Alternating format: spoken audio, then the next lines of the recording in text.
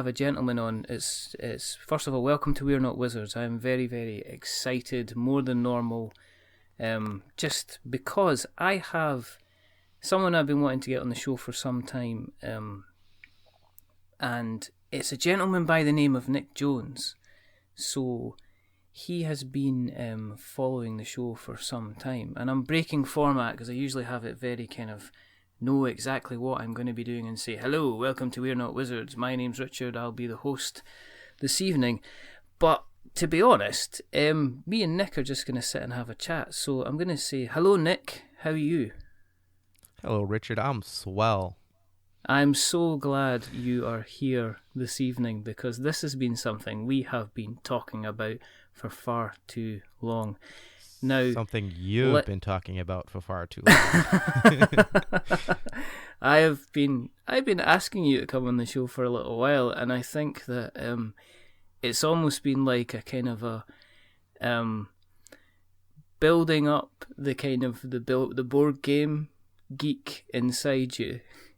Correct. To unleash it on the world, and you have you've kind of grown in kind of your playing, haven't you?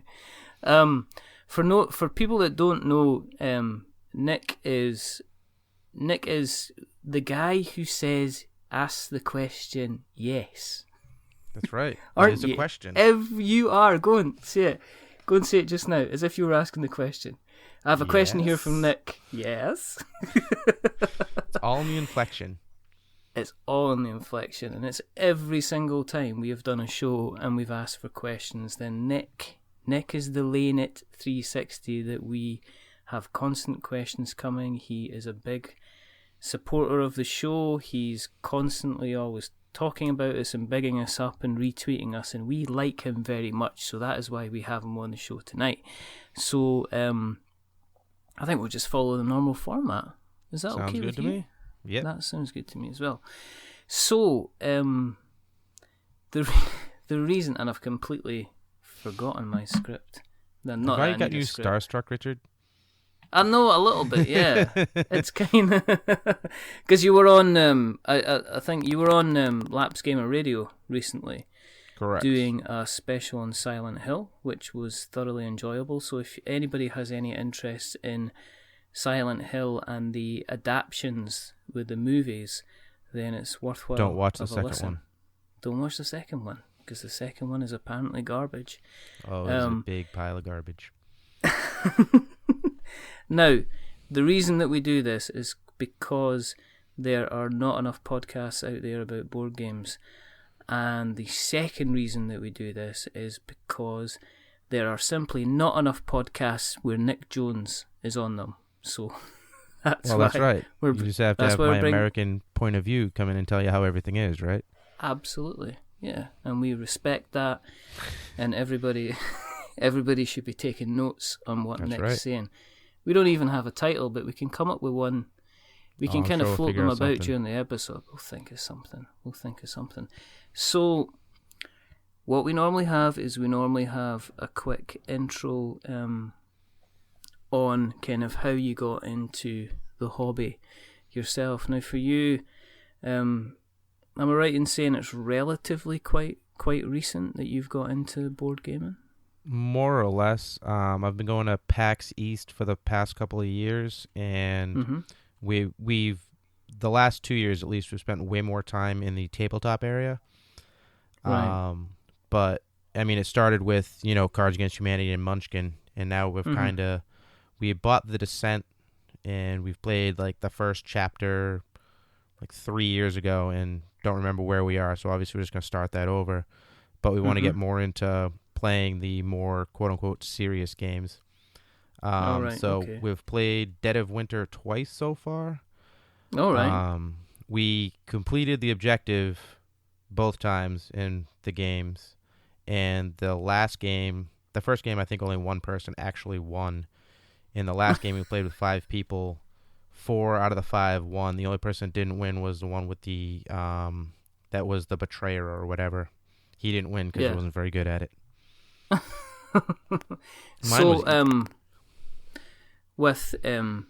See, now that you started off on like Cards Against Humanity and you started off with the Munchkin, Has your view of them as games kind of changed? Do you still enjoy kind of Munchkin? Do you still?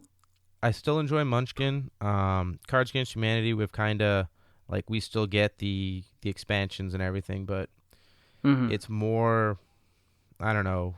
It's Cards Against Humanity, so I mean everybody knows what it is.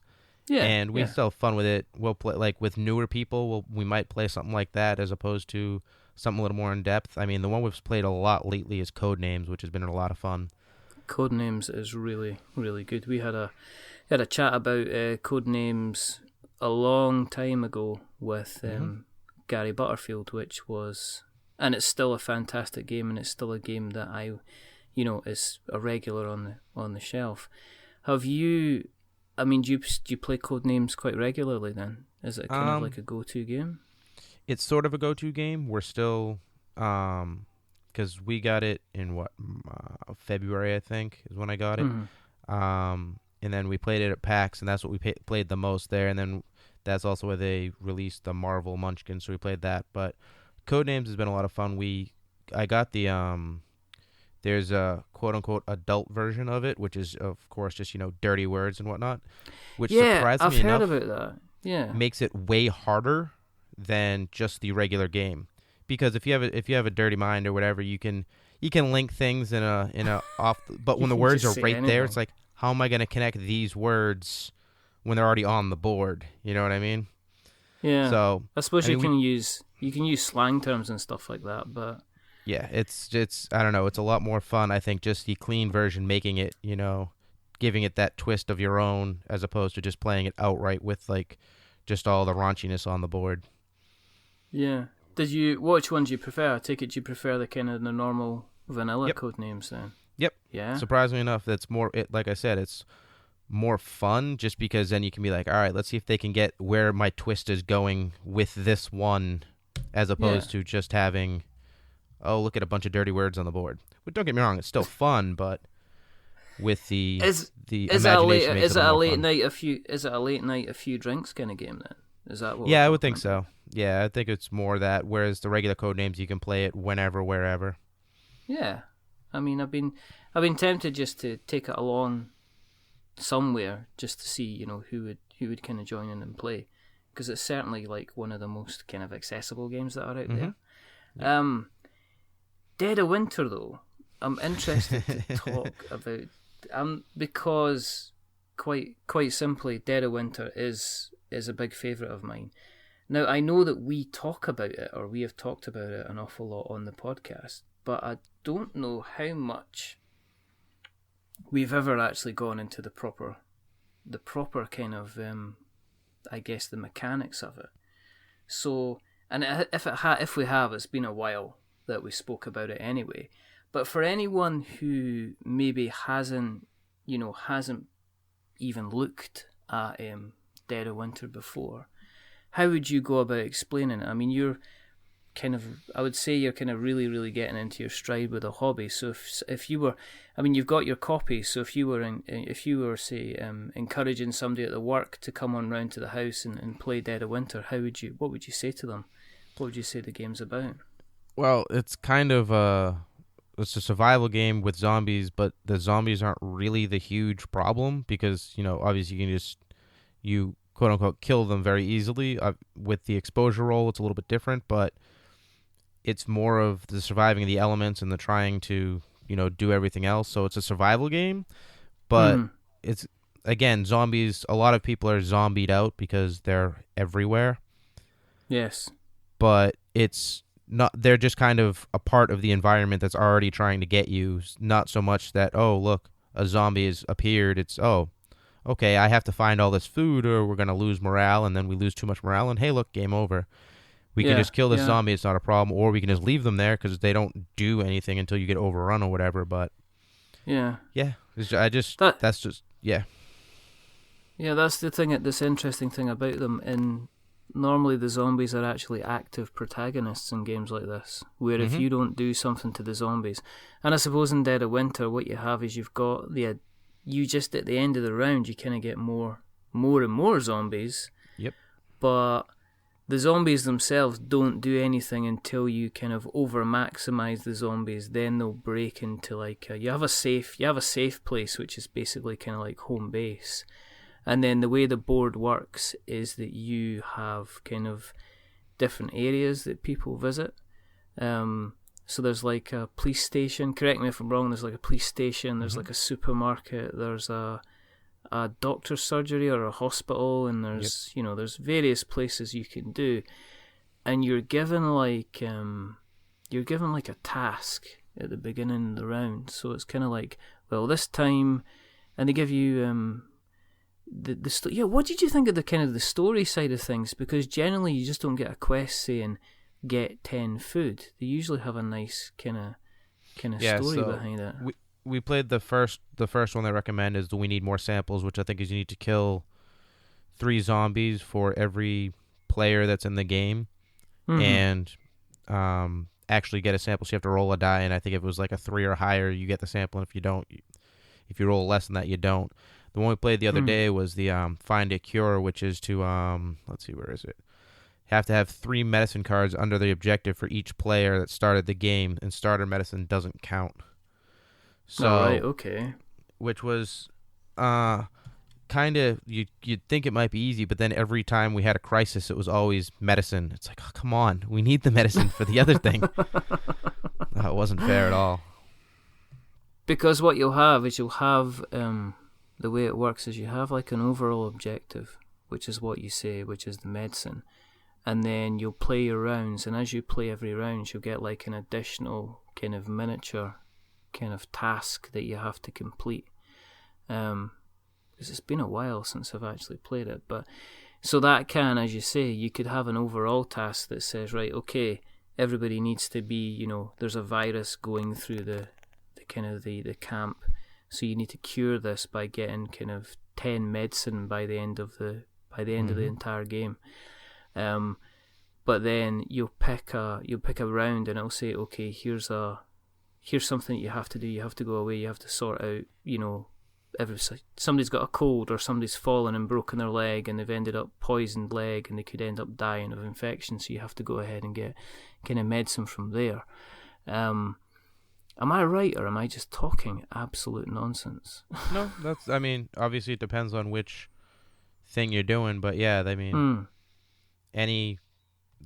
we had the, okay, you have to have so much food, or you have to discard so much junk and whatnot. So, that's the crisis cards. That's what those ones are, crisis cards. Yeah. And so you have a crisis per round, but each game, like this game was, 6 rounds? Yeah. Round started at 6. So you have, the overall one you had to get 15 medicine, but then the first crisis card is up. You need to get 1 medicine or 2 medicine for every player in the game. So I've played it twice, and both times I had 5 people. So everything had to be maxed out. That's pretty cool. It's good to get when you get quite a large group, because it ends up... how involved did you get in the characters? Because I think one of the things that we haven't said is that you get like a character card. It gives you a bit of a backstory, a little bit of a backstory. It tells you kind of people's skills and stuff like that as well, because people have they're like strong-willed, so they'll have the initiative, or they'll be really good at finding stuff, or they'll be really good at fighting zombies if they kind of come along. So it's possible to get involved in the characters. Yeah, we in the first game, so there's the student that he can match anybody's their skill. Yeah. And then there's the sad Santa that if he commits suicide and you're removed from the game, morale will go up 1. We were low on morale. He's the guy that looks like Bill Murray or something like that, doesn't he? Yeah, we were low on morale, so we had the student go to the area, so he had the same ability, kill himself. Yeah. Morale went up 1, and then the next round, the sad Santa killed himself, and our morale went up another 1. You did that? It was interesting. That's just ruthless. I wouldn't even have thought we're of pretty doing terrible that. people. That is terrible people. Who came up with that idea? It wasn't you. No, because I didn't have either character. But we definitely play like way more as a co-op than as like each out to get our own thing. It's like, all right, we have to meet the main objective, and we've only had the first game we played. Nobody was the betrayer. My secret objective was like have like two, or I think it was have a gun equipped on all of my survivors, which I didn't have one gun, let alone I think I had 4 survivors. But the second game, my thing was just have 5, I think, helpless survivors at the sanctuary or whatever it's called. Colony. Yeah, that's the word. yeah, like Colony. the colony, yeah. So I'm like, oh, that one's easy. Sweet. But I'm curious to get because they have the expansion, which is what, the Long Night or whatever? Yes. And they're doing, have you heard what the next expansion is? No. They're actually, so the Long Night's it's a standalone game. You don't actually have to have the regular Dead of Winter game. But it's another colony. And the new expansion after the Long Night actually pits the 2 colonies against each other. I'm not sure how it works or anything, but I think that's really cool. Is that going to be 2 colonies kind of... That's going to be Walking Dead. Pretty much. That's what it again, seems isn't like. it? Yeah. Well, that's a pretty... So I think it's like you're going to have your colony. So if you can get a group of 10 people to play, you have one group playing one colony, one group playing the other colony, and I guess you're fighting for mutual supplies and whatnot, which seems cool. That could be very, very interesting, because one of the interesting dynamics is that you, in certain games, you can decide yourself if you're going to have somebody that's going to be a betrayer. Now, the betrayer, they have a secret objective, and their idea is that when you go off and say your crisis is you've got to get, say, like 5 food, you've got an option if you want to, rather than play food, you can play like rubbish, or you can play medicine, or you can play something which means that they don't meet the objective. And then you've got your own objective, and you can become the betrayer. And that's something that I guess some people would play with and some people wouldn't bother, because if you are the betrayer, there's the temptation to be the betrayer. Do you know what I mean? If you get the card, you can say, well, I'm definitely going to win, so I'm going to betray people where I can. But I can imagine if you've got 2 groups facing off against each other, that's going to be absolutely the coolest. Yeah, I'm intrigued to how it'll play out. I mean, I've played with 2 groups of 5, and there's only one person different from the first game to the second game, so I don't know if we could even get a group of 10. But I mean, if we can get 6, you can just do 2 groups of 3 and do it that way. So yeah, I mean, I don't think there'd be anything wrong with you managing. I mean, 2 players can be. I mean, even a 2-player game can be difficult because you could never really have a betrayer, but you could have. There's nothing wrong with you kind of controlling 3 or 4 different individuals when you're having your go. So a kind of a 2-player game, while it's difficult, it's still something that's kind of possible. You know, that's the way I would play it. No, I've still got to pick up the expansion. It's just me as well. I'm still waiting for John Gilmore to mail it to me. Yeah, because that's what John said on the John came up with this revelation that he said that you don't have to keep the waifs and strays that you pick up on the way, do you? That's what he came out and said. He says, you know, why are you picking up all the abandoned people? They're just items, so you don't have to actually collect them and take them back to the colony. Yeah, we found that out the hard way. Yeah, well, you found that out. You found that. Did you not find that out on the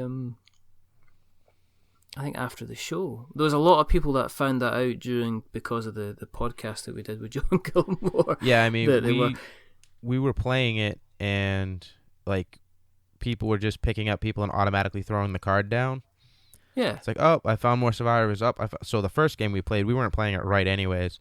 So about halfway through, we started playing it correctly. The second game we played way more correctly. Like I don't think we were rolling for exposure when we were moving between places and dumb things. Right, okay. The first game. No. So the second game was way more intense and whatnot, but it was good. Oh, you do stuff like that. You start rolling for exposure, and you realise that the odds of you actually having a win on the game kind of dramatically reduce. I mean, the number of times that things have been going well, and you're just like, okay, I've got everything. I've been lucky.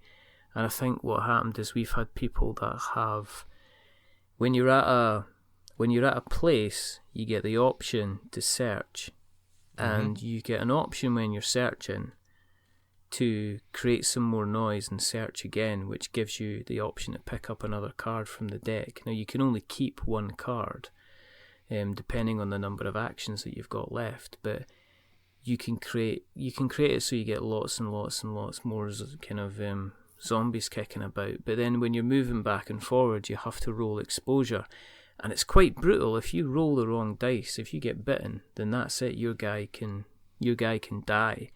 And depending where he is, if he gets bitten in the colony, then it can end up spreading around, just killing people left, right, and centre. And we did that, and I don't think we've won that many times at all. I think we've come very, very close, or you've been absolutely and completely wiped out as you've been going on. So it's not been fantastic, but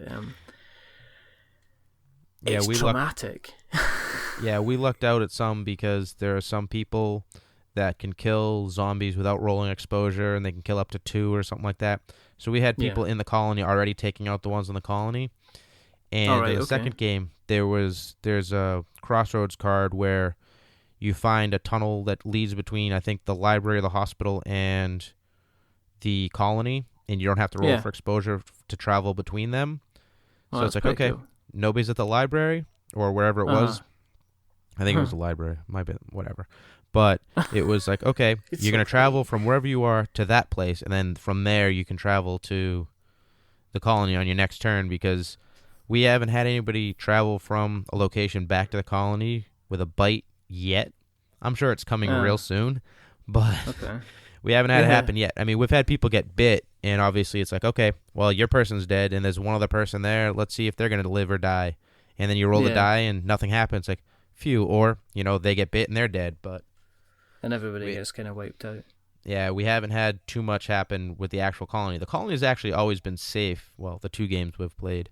It's just the other stuff going back and forth to the other locations is where Doom takes place.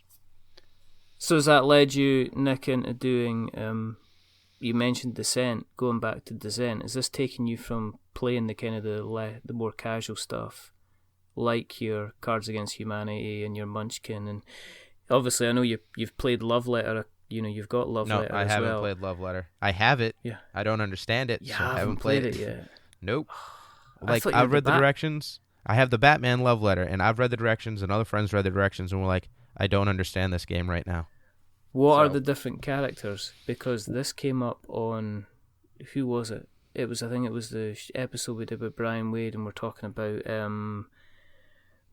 Love Letter. No, maybe. Yeah, you were talking about Love Letter. It was Kate Gray, maybe, and Batman version of Love Letter came up because we asked you the question. If you knew what the different characters were. I mean, you have the different characters, but you, I don't understand how it works, so I can't even explain it. I'm too dumb to figure it out right now. Oh, it's come so on, bad. That's not true at all. But Love Letter's kind of like, it's good fun. Yeah, I figure once we get it played once, where we actually know what's happening, it'll be easy. But I mean, we have like the other, so like Ultimate Werewolf, we haven't played it yet, but I have it. The Resistance we've played, but a lot of those like sneaky, you're the spy, I'm the spy type of games, our group gets a little loud and rambunctious, and we automatically blame 2 people right out of the gate, whether they're the spy or not. So it always makes it tough. So we don't play that one as much anymore. Even if they're not there, do you just like phone them up and say, Carl? Without a doubt. Yep. I mean, you'll see, like on Facebook, we'll just write it on each other's walls every now and then, call them the spy and whatnot. Yeah. We all, like the group, a couple of us worked Monday through Friday, and some others worked on weekends and whatever. But now I think all of us are a Monday through Friday setup, so we'll actually be able to play earlier in the day on the weekend, as opposed to me working from 6 a.m. to 5 p.m. and then playing and then having to work at 6 a.m. the next day. Doesn't really make it very fun for me when I have to, like when we played Dead of Winter on a Friday night, I had worked 9 to 5, came home, changed, and went to my friend's house, and then we finished playing and everything around 2:30. It might have been 1:30, 1:45, and by the time I got home and went to bed, it was about 2:30. My alarm went off at 5:30. So that wasn't fun. Well, you would have been But like a zombie. Did people have to roll for exposure when pretty they were much. around you, Pretty much. just in case you bit them? It's That's like, right. Nick, it's a board game, mate. You don't need to act it out. You're going about like that, Right. going. Oh, it was bad. It was a bad day. But I mean, now it won't be as bad because we can start earlier in the day, and we actually want to get back into Descent. We're looking at other games to check out and whatnot. So, I mean, is there? I mean, that leads us now. Obviously, me and Colin and Mr. Leo and Stu, we played a good couple of rounds of Descent, and I don't think it fizzled out. I think that we were playing it regularly, kind of once a week or once a fortnight, and I think just other games kind of came up, and it's really really good. It's quite it was getting quite complicated remembering everything, and I think the main thing though was we ended up using little baggies to bag up everything to do with a particular character, because you end up collecting, it's like Diablo 3, you end up collecting so much loot and so much stuff that when, if you were trying to remember what you had actually had, I think we ended up either doing two things. We're taking photographs of our character layout so we can remember all the stuff and all the things that we've got, or we're kind of just bagging up all the cards for the character in a single baggie, basically, so we could remember it. But it was good. It was really, really good fun. We played Dungeons, as I say, we played Dungeon Saga quite recently, and that was like a lighter version of Descent with a relatively quickish kind of setup. But I mean, you said you're looking at games, so one of the things obviously we talk about trying to stick to the script here is getting them off the shelf. I'm trying to get you back on track. Off the shelf. I really appreciate, as normal, you're as helpful as always. Is there, you mentioned looking at games, is there games that you've maybe seen that you like the look of, which you've thought about kind of getting your hands on? Well, I've been tempted with Pandemic Legacy. I haven't played regular Pandemic, so I'm not really sure how Pandemic Legacy will work. I wouldn't bother. I wouldn't bother with regular Pandemic. Mm-hmm. I think it's kind of had its. It's not like it's had its day, but I think that Pandemic. It's the simplest game in the world to pronounce, and I can understand me not being able to do Carcassonne, but not being able to pronounce Pandemic is just an absolute new low in terms of my podcasting career. I'm glad I'm here for it. Well, I'm it's I'm really glad that if I could muck up so phenomenally that you'd be one of the people that I would have on the list to be hopefully sharing the absolute travesty that is my ability to pronounce popular games. I think Pandemic's kind of had its day. I think it's a very, very good game for a couple of times. We still have it. I mean, I've got it in the cupboard, but it's a game that once you've played it maybe a couple of times, you don't. I'd be interested to see what there's the Cthulhu version, so I'd be interested to hear what the Cthulhu version is like. And that's going to be obviously the greater gods come down and try and invade the world, so I'd be interested to see what that kind of is all about. But everybody that has played Pandemic Legacy, I've had a lot of people that have played it, and there's been a lot of people that have been on We're Not Wizards that have played it, and I've not had a bad report from anyone at all. So I think with anything, it's like commitment, and you've sounded like you've got a pretty good group. I would check. You know what? I'd check if the guys are down. If the people are down for playing it and they're down for playing a long campaign, then I would definitely consider getting it. Yeah, it's definitely on the list. There's two different boxes. I think there's a red and a blue box, and neither me nor my friend Eric can figure out if there's a difference, why there's two different packages. I mean, looking at it, everything else is the exact same about it. It's just a different colored box. Yeah, I mean, I think it is just a different colored box. I don't think there's any differences at all. That's weird. Yeah, I think it's just maybe a different editions and slightly different cut. I don't know. Maybe they're different flavors, Nick. I have no idea. Maybe Yeah. it's for people that are left-handed, and there's a right-handed version of the box. Do you know what? Let's actually. I'm not going to find out. We could live Google. It's like, oh, we could check the internets and find What's out that? other things. They have that in Scotland? Don't. You were doing so well. No, we don't actually. What we do is we send out. We have Tell me a it's really, carrier really pigeons. big library. Carrier pigeons. We've got letters and bottles.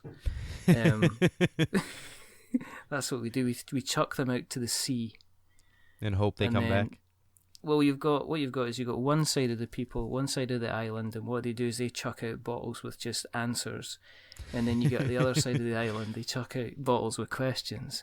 There you go. And the way the currents work is the two things work. So people that write the questions, they get the answers, and the people that throw out the answers, they get the questions. It kind of doesn't really work. Sounds about right. Randomness. It kind of works. Right, okay, let's find out what is the difference between the red and blue. This is the thing. See, when you type into Google, what is the difference? Yeah, the first thing that comes up is what's the difference between a crocodile and an alligator? Wow. What's the difference between a boat and a ship? What's the difference between a frog and a toad? What's the difference between the sea and the ocean? What's the difference between... Let me just see. Now, this is live, so this could go completely wrong. Blue and red pan. This is making excellent podcasting. Well, yeah. What is the difference between blue, pandemic, legacy, red, and blue? So here we go. It's kind of like Ask Wizards. It's just going to say nothing, and that's it.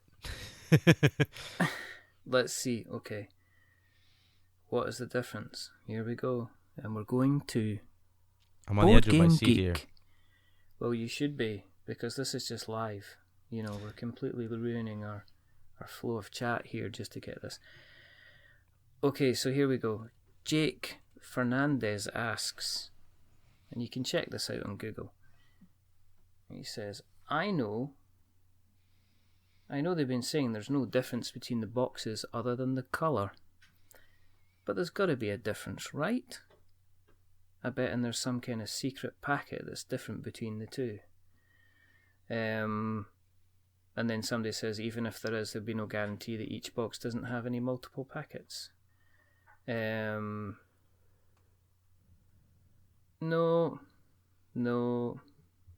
It says Risk Legacy had different packets and different copies. No reason to think that this will be any different, but it's likely not to be random as opposed. Alright, okay, here we go.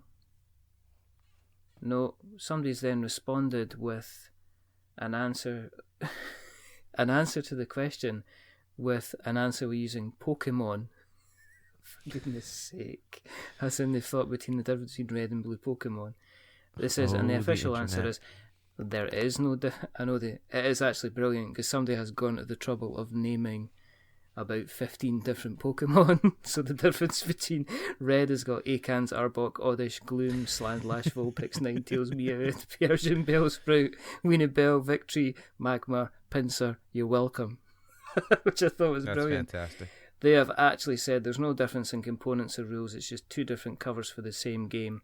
According to the publisher, this is to make it easier for players to play with different groups so that each group advances their own story development. So it's not different apart from the colour. That sounds dumb. So there you go. It sounds like marketing, doesn't it? Yeah, it sounds like poor marketing, though. Well, I mean, you'll get people that'll go out and say, I better buy both copies. But they're doing the same with they're doing the second wave now as well, and that is also coming into different flavoured boxes too. So interesting indeed. You might just have to buy both. So, but yeah, Pandemic Legacy, I've heard some really, really good things. Is there anything else that you are thinking about or have seen? Not really. A friend of mine got, the ridiculous Arkham Horror or whatever it's called. Yes. And we tried playing and we're like, nope, we're not that's not a thing we're going to figure out. We need to have someone that's played it a couple of times, knows it in and out, and be like, hey, let's sit down and play this game. I mean, we want to try it, but we also tried playing it at PAX, and there was like just it's so loud there that you can't really do anything. You need a quiet room for that. Yeah, and my friend that bought it, he's watched like 3 different YouTube videos on like the how to play and everything, still doesn't understand. It's like, well, that's a bad sign. We told him don't buy that game because we wanted to find a new game to play. It's like, no, don't go with that one. Because when we first started looking at games, we'd gone to a store, and it's like, all right, what type of games should we look at? And we're like, we've heard a lot about this, and they're like, no, don't get that game. Like, don't start with that. You got to kind of ease and work your way up to that one. So that's when we got into Descent. The guy that's starting to keep fit, and he, rather than you say, right, okay, go for a gentle walk, he's like saying, what about this? What about 15 marathons in 15 days? What do you think about that? Then you're just like, that's pretty much what happened. You're just not ready for it. I've heard it's intense. I've heard there's a long setup on it, and I've heard even more there's a massive playtime on it. I mean, it's not a game you just pick up and have a casual hour with, or even 2 hours. I'm pretty sure games can go on for 4 or 5 hours at a time. Well, our group is a little bit different anyways, I guess. Like, some people play Munchkin, and it's like, oh, it's only like a 45-minute to an hour game. Like, our games last like at least 2 hours. Yeah. When we played Dead of Winter more recently, it took us 4 hours, and we played a short game. Yeah. So, but then if you're really getting into it, then there's no reason. Exactly. I mean, I remember playing Rex, which is basically the kind of the fight. It was the Fantasy Flight version of an adapted version of a Dune board game, just the different houses and stuff like that. And that was nigh on about 3.5, 4 hours. And by the end, it's a question of, am I enjoying this, or am I playing it to complete it, to get it finished, to get it all done, or, so I can tick the box and say, yes, I have played this game, and now I can put it aside and I can never ever look at it again. Games I've looked at, or games of interest. I've mentioned quite recently the Star Wars Destiny dice game, which looks kind of interesting. It's kind of like it reminds me an awful lot of Marvel Dice Masters and a little bit of Netrunner as well. So I'm interested to see what that is kind of like. Have you heard of the Mechs and Minions game at all? Nope. It's kind of like it's interesting because it's like I believe it's one of the first board games which has come from a video game developer. It's Riot Games, so they do League of Legends. League of Legends, yep.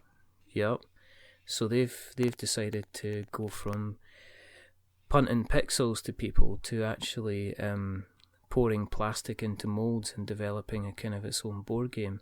And I think that there was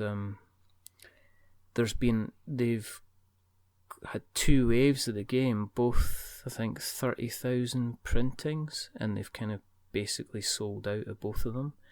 So that looks kind of interesting. It's kind of like if you've played League of Legends is basically like it's like your Dotas of this world. It's kind of like a lane, defending a lane basically, from defending your castle from attack kind of thing, using your own kind of characters. So I don't know how close Mechs versus Minions is to that, but apparently the miniatures are beautiful, and people have said it's one of the most well presented board game boxes they've had. And Riot Games came out and said, we want people opening this up to be almost as if it's like Christmas Day. So I'm kind of interested, but then it's getting hold of something like that, and I don't know if so we'll see. But that's kind of interesting. Have you ever gone down the line of crowdfunding? Have you ever looked at any kind of Kickstarter games, anything like that at all? Yes, I just started sort of kind of checking that stuff out. I mean, I've the job I previously had was not paying me very well, so I couldn't really do too much in that sense. But one of the games that we had gotten at PAX this year was called Cinelinx. It's a movie game, so it's like you start with a genre of movies, and then I think you have 7 cards in your hand, and the first person to get rid of that hand entirely wins. If you can't connect something, so you have the genre, and then you have Braveheart in your hand, you can be like, okay, that's an action movie, and then someone will connect Braveheart with like, oh, Mel Gibson was in that, and then you can connect it and so on and so forth.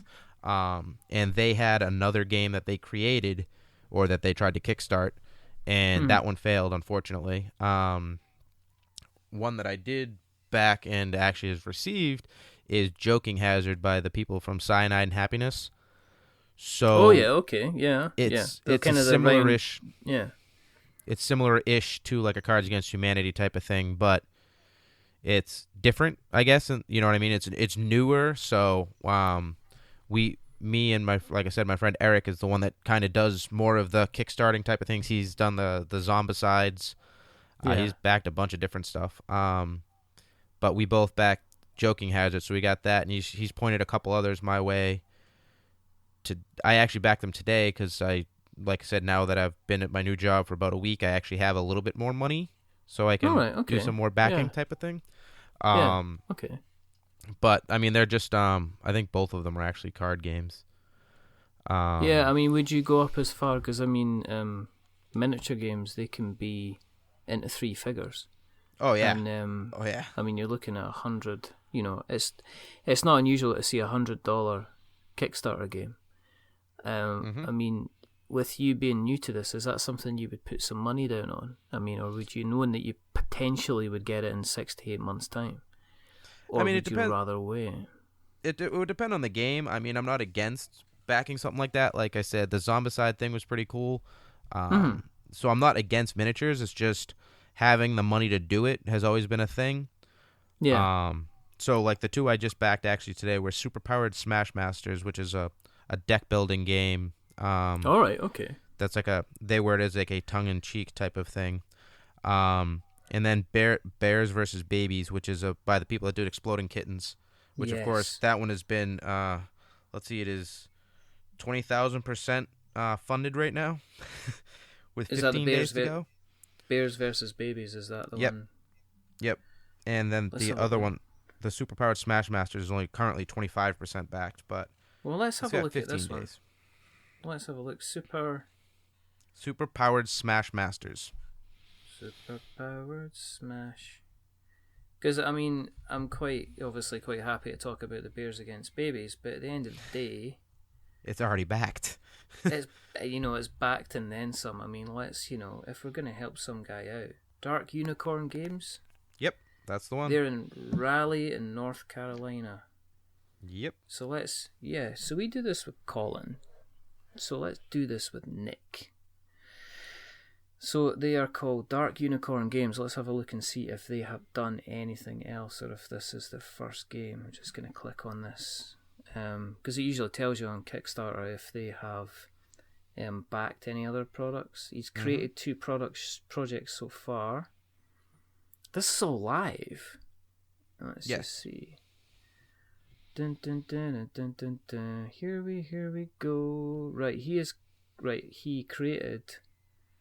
Oh right, okay. This Superpowered Smash Masters. This is the second time he's tried to run the campaign, so that's interesting. The first time was back in July. So it's a tongue-in-cheek superhero card game for the whole family. Okay. It looks like it's going for like $25. Yep. So that's not that bad. $25, $30. So let me just see. What does it say? I'm just going to read out the blurb because we might as well have a look at this. It is, you create a deck, you get some heroes, you battle off against each other. It captures the feel of the classic comic book battles with attacks and counters, superpowers, crazy plot twists, cosmic mayhem, and huge reversals of fortune. Just when things look the bleakest, a player can rally and pull off a big surprise win. Games are always full of upsets, face palms, and animated sounds of anguish. So there you go. I mean, the artwork looks decent. 250 cards, and you get like 40 different kind of heroes as well, and they all just fight off with each other. So you get hero cards, so heroes perform attacks and other actions. You get super cards, so each hero has a special superpower. Smash cards, use these cards to attack other people. Story cards, these cards affect all teams and can really turn the game on its head. You get team up cards, so you can put heroes together. And you get loot cards, which give you extra stuff. When you were looking at this, what kind of attracted you to it? Because it looks interesting. Yeah, it's like the most of the games we play like I said, for the most part, is like the card type of games because they're a little bit easier to set up and quicker to play. And I guess a superhero-y, nerdy type of thing is always entertaining. So, like I said, my friend Eric is more or less the sounding board for games because he has more games than I have. Like he has Ticket to Ride, which I still haven't played and I really want to play. But he has most of the games he has are like the 2 to 4, and our group is usually 5 to 8 people. So a lot of the games he owns we can't even play because our group is too big.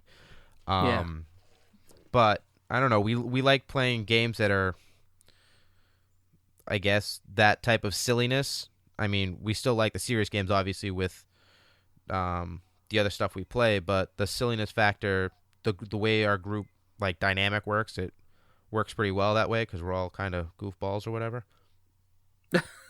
Well, you need that, don't you, nowadays? I mean, you need kind of a little bit of a release. You can't...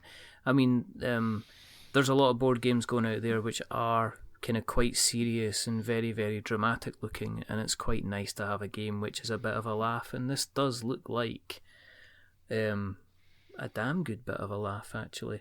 We'll put some... Do you know what? We'll actually put a link to the show notes and we'll reach out to Dark Unicorn and say hello as well. But from what I see, it has currently got 16 days to go. It has got... it's at $4,500 and it's got a target of 18,000. So it's got about 2 weeks to go until it's finished. Sounds good. Yeah. Yeah, is there anything? Yeah. Another one he just sent me. Give me 1 second here. Yeah. Let me pull it up. Where is it? Let's see. 5 Minute Dungeon. It's another one that's like completely backed, but still seems pretty interesting. Yeah, I've seen that. I've heard a lot. I've seen a lot of people are interested in kind of getting that. There's that. What is there? There's also another one. Is that the one that's got the item meeples? Do what now? There's another game that I've seen they've got meeples that you can actually attach little items to. So no, not this one. I saw this that one the other day. The 5 Minute Dungeon thing is literally like a 5-minute card game where you have the timer and you have like however many heroes you have, like, and you have your cards and you flip over the enemy and you have to match like, sword or lightning. I'm guessing for magic and whatnot. So yeah, I've got that here. Yeah. Yeah, it looks pretty interesting. He was like, he asked me if I was going to back it. I said I'm not sure yet. We'll see. There was the one that we had seen that was like a 3D zombie tower thing. It was a Japanese game, I believe. I think you actually talked about it a while ago. Yeah, we talked about it. It was it was 3D. It was actually called 3D Zombie Tower. Yeah, see, look at that. Things. Yeah. Someone was actually playing that at PAX this year. Well, last year. What was it like? What did it look like? It just like it does in the video. I mean, it's just like that tower, and you can like we were in the middle of playing whatever it was we were playing, so we didn't really look too hard into what they were doing. We just looked over. It's like, oh yeah, there's that game. So that's kind of pretty cool. Interesting. Yeah, well, I wonder if because that's one of the things you don't hear about is obviously a big amount of things about the Japanese board gaming scene, and I'm wondering if that's if we're going to start to get kind of a lot more kind of translated games kind of coming over from different parts of the world, because I'm pretty sure that the UK, European and American kind of board gaming industry isn't probably the be all and end all of board games. I'm sure there's a lot of other countries out there that have,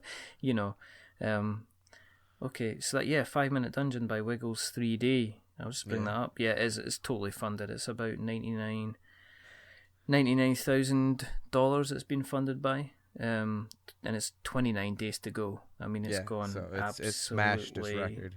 Completely smashed what it's meant to do. That's pretty cool. I mean, good for them and all.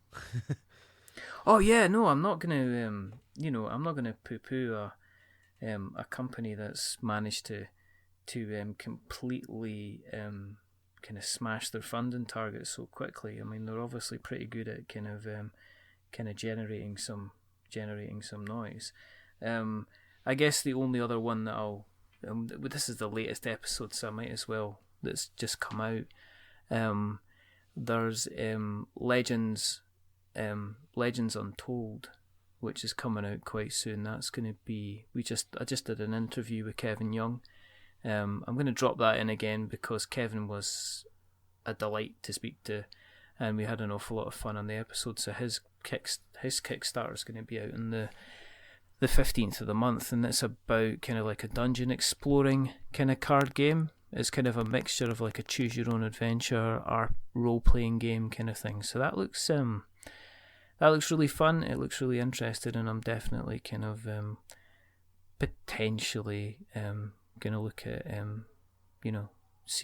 getting the word out on that as much as we can. So that's kind of quite cool.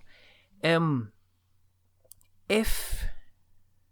mean, obviously one of the things that we have shout outs, and you are it's kind of okay. I guess the best way to say this is you are potentially one of the biggest kind of supporters and backers of podcasts out there. I think you're always kind of really, really kind of giving shout outs to everybody you can. I know that you've retweeted a lot of our stuff, that you like a lot of our stuff, you interact with questions, so you've always been a big kind of supporter. So is there anything that you obviously we talk about shout outs on the show, but is there anything that you want to give a kind of a shout out to, or do you want to pretty much. I mean, there's a bunch of podcasts that you've gotten me into. That's got nothing to do. Yeah, it has everything. Much to my chagrin, because I'm currently, as we speak right now. Hold on one second. Okay. My podcasts are at. Come on. Subscriptions are currently 39 that I listen to. Okay. And I mean, we met through the God is a Geek podcast because you were on that, so that's how I met you. So from God is a Geek, it's gone to this podcast, obviously, that you have, and then Behind the Barricade. Let's see. Yep. A quest for Magic and Steel has been really good, and I've become friends with David, the guy that runs that, which is awesome.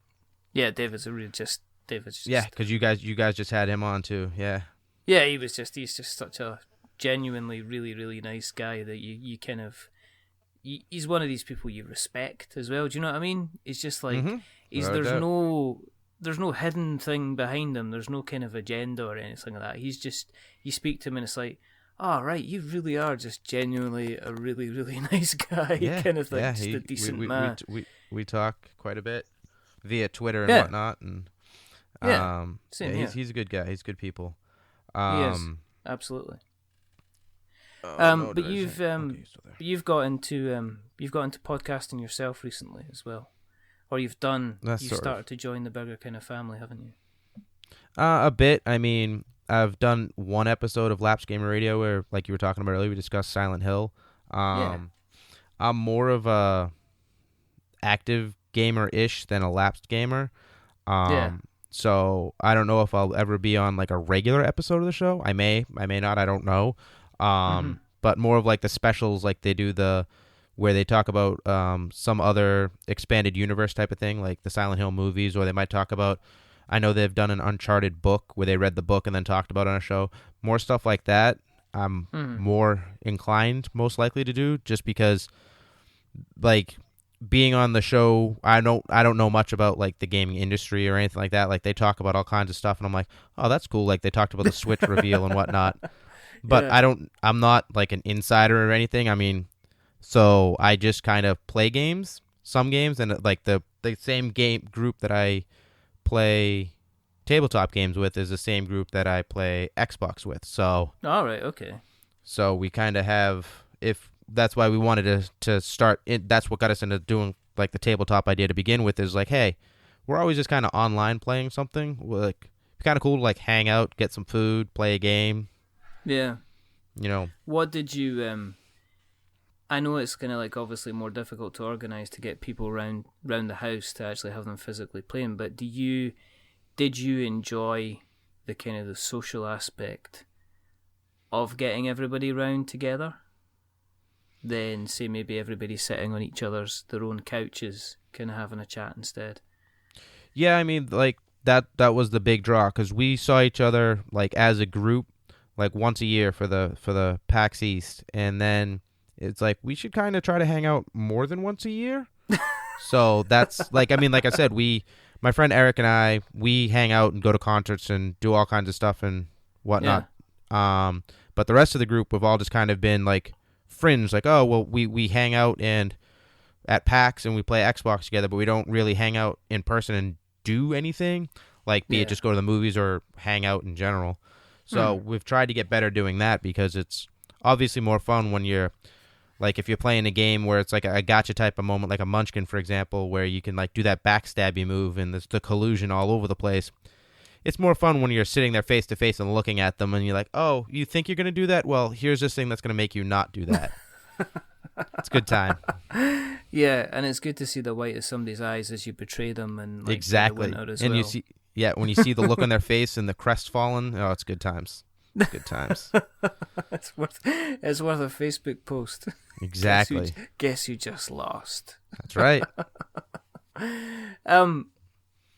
Yeah, I mean, I do want to say that, as I say, I've said it, I sound like some kind of sycophant here, but genuinely really, really grateful to all the support that you've given We're Not Wizards since we started at the beginning of the year.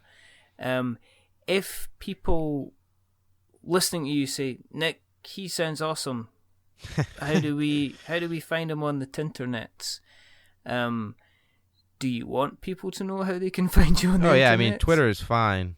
Yeah. I'm kind of a big deal on Twitter, like I like to say. No, I mean, Twitter is LaneIt360. That's pretty much the only social media that's kind of publicish. Yes. I don't like, there's, people always have followers that are bots or whatever. Yeah. If I interact with people, I don't care. But like Facebook, my stuff is set to like super private. Like you and I are now friends because I saw you post something on the Behind the Barricades page, but you wouldn't have been able to friend request me if I had commented, because we have to share at least one mutual friend for someone to friend request me. That's pretty cool. Like everything is set to super private, just because it's like, you know what? Facebook is kind of the devil anyways. I've already deleted it at least once. I'm probably going to do it again soon. But my girlfriend and I have a 3-year-old son, so it's kind of like, we post pictures and whatnot of him, and it's like, you don't really need to have the world see all that. So. No. But yeah, Twitter's where it's at. Some moments should be private. Where does the name come from? Because it's not. Is it an old Xboxy type handle that you've had for a while? Is that my gamer tag is LaneIt on Xbox. My friend Eric is always like, "What's it mean?" I'm like, "It doesn't mean anything. It's just, honestly, I was playing the game Brute Force way back when on the original Xbox. That's where I created the name, and it's just the way the keyboard was laid out that it was just like the letters were just right there to just kind of go, this letter, the next row down, the next row up, the next row down, whatever. Yeah. And that's where it came from. And I use LaneIt for pretty much everything. But there's a Lane IT, like technical school or something stupid that's on Twitter, that doesn't ever tweet, and they have like 4 followers, but I can't use that. You can't so have that's that, right? Okay. Yeah. So I just went with 360 because I was always on the 360 anyway. So hey, look, there you go. So there you go. We're Not Wizards exclusive. How Nick Jones got his names. That's right. And my friend Eric will be very happy to know that, because he keeps asking me. He's like, "Are we ever going to find out?" I'm like, "I've already told you. It literally means nothing." So there you go, Eric. Yeah. Yes, but you should bother him. He's @Furiated on Twitter. Oh, is that Furiated? That's Furiated, yep. Right. Okay, because you guys usually, if there's any board gaming kind of chat going on, he's usually kind of copied into the conversation as well. So hello, Eric, and yeah, you've just kind of like you'll end up getting like another 10 or 15 followers and wondering where they're all coming from. There you go. Just tell him I sent you. He's just been say you shouted out. Oh, that's brilliant. Now, if people want to know where we are, and you really should by now, Of course. You can find us on Twitter at We're Not Wizards. We're on Facebook at We're Not Wizards. You can get us on Stitcher if you search for We're Not Wizards. You can email us. It's magic@we'renotwizards.com and .co.uk. You can search for us on iTunes. I am not reading out the big long thing, but we are on iTunes if you search for us. If you search for us and you find us on iTunes, if you drop a little subscription and even write us a nice little review, that would be absolutely wonderful. It makes Richard's heart smile. It does. It makes my day when I see something like that. And, it's been good fun. Listen, Nick. Real quick. Yes. So, another podcast thing. I use iOS because I have an iPhone. Oh, right, okay. So the app I've been using a lot is called Podly, Podly. Yes. It's kind of the easiest way to describe it is like it's like a social media for what's it called? For podcasts. So it shows how many people have like subscribed to the podcast. So on your end, you as the podcaster, you know how many downloads you have and all that stuff. But as a podcast listener, we don't know that type of information. But you can have the it has X amount of plays, and you can actually like it and comment on the actual episodes. So that's kind of cool. Right now it's only on iOS, but it's gonna be on Android someday. Yeah. I like the app a lot because one of the cool things it has the tracker, so it has how long you've used the how many minutes. I don't know why it tracks in minutes and not hours, but so let's see. Today is what, November 2nd, and I am at 1,235 minutes for the month so far. So I've listened to 1,200 minutes in 2 days. That's just wow. I'm their most active user, so that's kind of why I like to tell people about it. Just because, well, not because I'm the most active user, but because I honestly like the app. So I try to, and it's still kind of from what they were on an episode of the Dad Bro Show, which I know you listened to or have listened to. Oh, we plugged the Dad Bro Show in here as well. Josh and John. Yeah. But Oren was on there and discussing the app and everything. Yeah. So I don't know. It's a fun app. So if you're into that kind of thing, and we're on there as well. Yes, you are, and we are on there. Yes, and me and David from A Quest for Magic and Steel both subscribe and listen to your episodes on there. Oh, well, there you go then. See, look at that. It all comes back to comes back around. Absolutely fantastic. There's only a couple of things to say. Listen, thank you again for coming on. I have, as I say, this has just been. I hope you've had a lot of fun. I have. Oh, of course I have. Had a lot of fun. It's been really, really good. I think there is only, as I say, it's the normal one thing that's left to say is to remember that we are many things, but we're not wizards. Are we wizards, Nick? No, we're not, Richard. Absolutely not. Because I'm starting to get seething with folks saying that they are. Mm-hmm. But again, listen, thanks for coming on. Yes, if you see Nick on Twitter, say hello to him. He is good people, as you would say. But just to round off the night, if we say goodbye. So it is a goodbye from Nick. It is a goodbye from me. There you go. And it is a goodbye from me. And take care, and we shall speak to you soon. Bye for now. Bye-bye. Bye.